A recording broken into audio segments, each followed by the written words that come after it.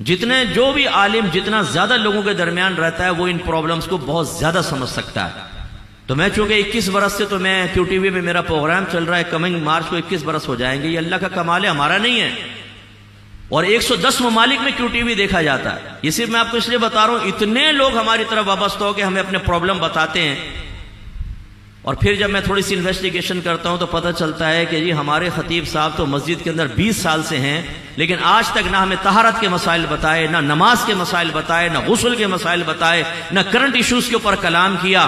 یہاں کا پکڑا وہاں کا پکڑا، وہی رسمی بیانات کرنے کے بعد 20 سال سے اگر ایک سامنے نوجوان بیٹھا ہوا ہے اور آپ اس کی اصلاح نہیں کرتے، اس کے باطن کے اندر انقلاب پیدا نہیں کرتے، اس کو جھنجھوڑتے نہیں ہیں، اس کے ذہن کے اندر سے گندگی نہیں نکالتے ہیں، تو 20 سال آپ کے سامنے بیٹھ کے کیا حاصل ہوا اس کو؟ اب اگر ہم یہ کہتے ہیں کہ آپ قرآن پڑھیں، تفسیر پڑھیں، وہ لوگوں کو بتائیں، حدیث پڑھیں، شرح پڑھیں، وہ لوگوں کو بتائیں، آپ فقہ بتائیں، آپ وہ تصوف بتائیں جو قرآن و حدیث سے ثابت شدہ ہے، تو خطیب صاحب ناراض ہو جاتے ہیں کہ جی مفتی صاحب نے ہمارے بارے میں کہہ دیا. میں خطیب کے بارے میں نہیں کہہ رہا ہوں، میں نکمے خطیب کے بارے میں کہہ رہا ہوں جو اس منصب پہ بیٹھنے کے باوجود اس کا حق ادا نہیں کر رہا ہے اور اصلاح معاشرہ کا کام نہیں کر رہا ہے. میں جانتا ہوں کہ مسجد کے اندر 25 سال تک ایک حافظ صاحب خطیب بن کر رہے، عالم بھی نہیں تھے، ادھر کا پکڑا ادھر کا پکڑا، 25 سال انہوں نے گزارے. جب ان کا انتقال ہونے لگا تو کمیٹی سے کہا میرا بیٹا بیٹھے گا. خشخشی داڑھی والا وہ بھی غیر عالم، 25 سال اس نے لگا دیے.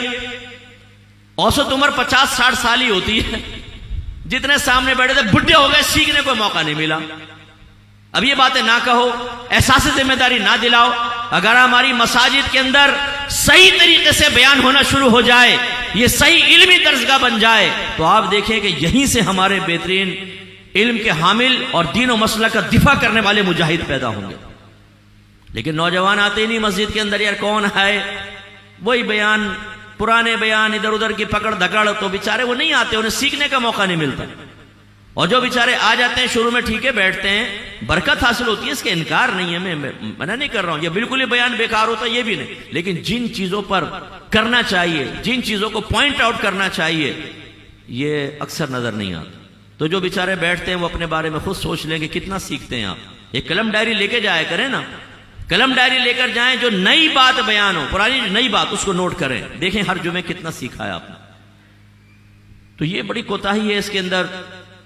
پھر ہمارے مشائخ، ان پر اللہ تعالیٰ جو باعمل ہیں رحمت نازل فرمائے، جو بے عمل ہیں انہیں ہدایت عطا فرمائے اللہ تعالیٰ.